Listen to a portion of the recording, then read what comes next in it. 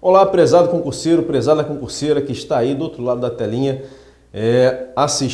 começando a assistir esse nosso curso sobre Lei 8.112, né? O Estatuto dos Servidores Públicos Civis da União. Bom, meu nome é Marcos Silva, sou servidor público municipal aqui do município do Rio de Janeiro, do Tribunal de Contas do município do Rio de Janeiro, aprovado no último concurso para o tribunal da área de nível superior. Já fui servidor público federal, civil e militar por cerca de 18 anos e servidor público civil do Ministério do Planejamento, Orçamento e Gestão, quando ocupei o cargo de analista de planejamento e orçamento, tendo trabalhado na Secretaria de Orçamento Federal. Depois fui servidor público da Controladoria Geral da União, a CGU, órgão de controle interno, órgão central de controle interno do sistema de controle interno do Poder Executivo Federal. Depois passei para um novo concurso, voltando para a cidade do Rio de Janeiro. Esses dois cargos eu já tinha exercido as minhas funções na cidade de Brasília. Depois voltei para o Rio de Janeiro, ocupando o cargo de analista de planejamento e orçamento novamente, mas só que agora da Secretaria de Planejamento, Orçamento e Gestão do Estado do Rio de Janeiro. E também já fui aprovado em outros concursos, como FINEP, para o cargo de auditor, CVM, Comissão de Valores Mobiliários, cargo de analista de planejamento e execução financeira, e hoje ocupando, como disse, o cargo de técnico de controle externo, cargo de nível superior do Tribunal de Contas do município do Rio de Janeiro. Bom, fiz essa breve introdução para você estabelecer uma conexão aqui comigo. Tenho muita experiência nessa área federal, né, principalmente na área de controle. E nas provas que prestei, nos concursos que passei, essa matéria aqui sempre foi cobrada. E nos concursos que você está querendo fazer, tenho certeza absoluta que quando isso aqui está no edital, questão certa na prova, a sua prova com certeza vai cobrar isso aqui. Estando no edital não tem jeito, pessoal, essa matéria sempre cai. E qual é o meu objetivo aqui, pessoal? O meu objetivo aqui é facilitar essa aprendizagem, tá? Facilitar no sentido de você, concurseiro, marcar o X no lugar correto, fazer a questão e acertar e ganhar o ponto. Isso é que importa para você que está fazendo concurso público. Ganhar o ponto da questão.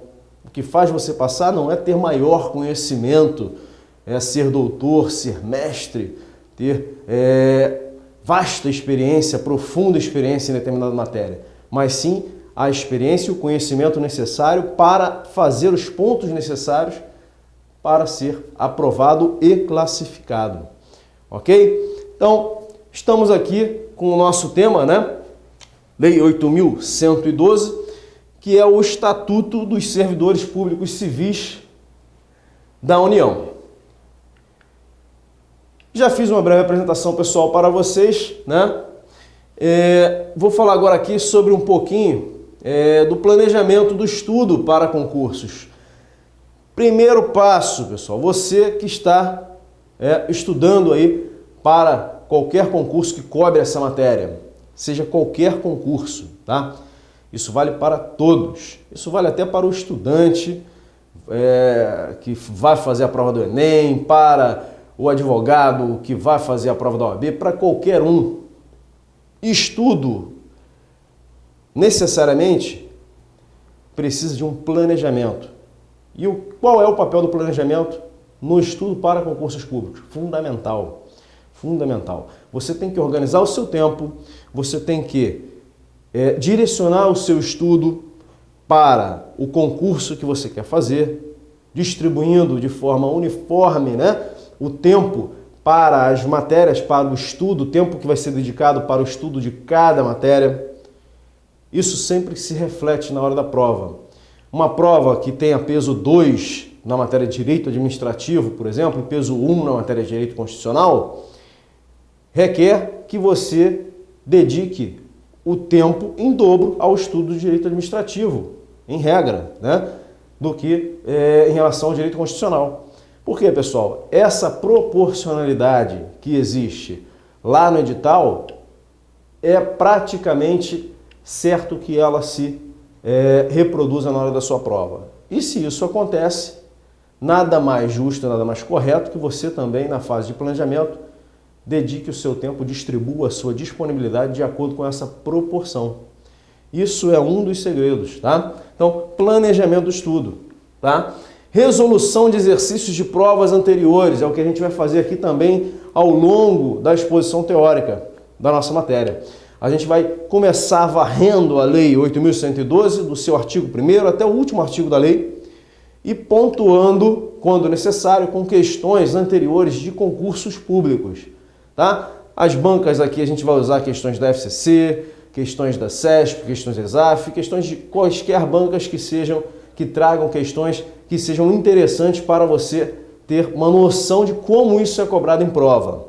E aí é que está. O interessante é você saber fazer a prova. Isso aí é um dos segredos, ó, fazer exercícios de provas anteriores. Bom, no nosso caso aqui, a leitura do texto, a literalidade da Lei 8.112 de 90. Quando você estiver assistindo essa aula agora, você vai lá na internet, né? Você vai lá na internet, no site da Presidência da República, entra lá, legislação, entra lá em leis ordinárias, 1990, baixa essa lei aqui, a 8.112, para você ter contato com o texto, com a literalidade, com a letra da lei. Isso é muito importante, tá? Não é questão, não estou falando aqui que você vai ter que decorar, tá? Alguns momentos você vai ter que decorar um prazo, você vai ter que decorar algum ponto específico da matéria, mas não se trata disso, se trata do conhecimento, né? da intimidade que você vai adquirir com o texto da lei, né? E isso pode e vai te ajudar muito na hora da sua prova. Você só percebe isso quando se depara com a questão e no dia da prova. Tá? Se você se planejou de forma adequada, se você fez lá o que deveria ser feito antes de sentar ali para fazer a prova, você vai ficar feliz. Senão, você vai provavelmente se arrepender. Então, não se arrependa. Tem o texto da lei na sua mão e vamos acompanhando a nossa aula com o texto da lei. Bom, meu e-mail de contato aqui, ó, professor Marcos Silva, com o 2 S aqui mesmo, @gmail.com, estou à disposição para vocês, no que for necessário, o que eu puder ajudar, estarei aí com o maior prazer fazendo isso. Bom, indicação de material de estudo, pessoal. Os nossos slides aqui, eu procurei elaborá-los de forma mais completa possível, tá? Para que você tenha um bom material de consulta, um material resumido, um material que vá direto ao ponto, direto ao que é necessário, suficiente para você fazer a prova. Okay? Anotações de aula, que você provavelmente vai estar aí com os slides em mãos, já fazendo as suas anotações que você acha que deva fazer necessárias, né?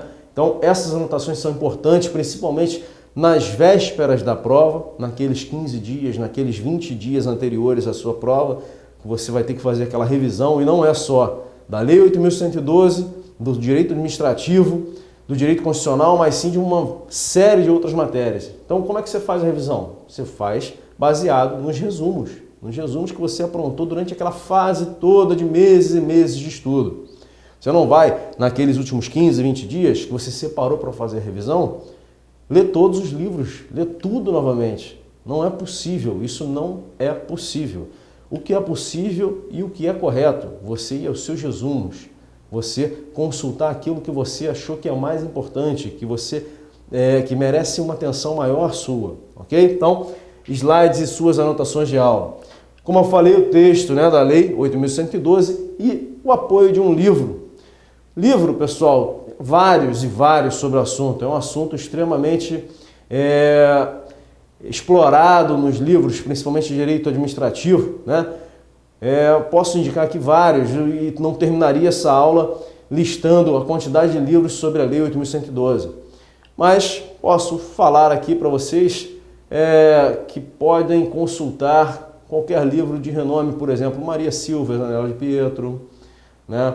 É um livro também que é muito bom, é o livro do Marcelo Alexandrino, Vicente Paulo também. Há vários livros. E como eu disse, eu não vou aqui fazer uma lista para você, mas escolha um que você queira, né, para consulta, tá? Estudo de forma objetiva. Slides, anotações de aula, texto da lei, livro para consulta, ok? Então, qualquer livro aí vai estar resolvendo o seu problema.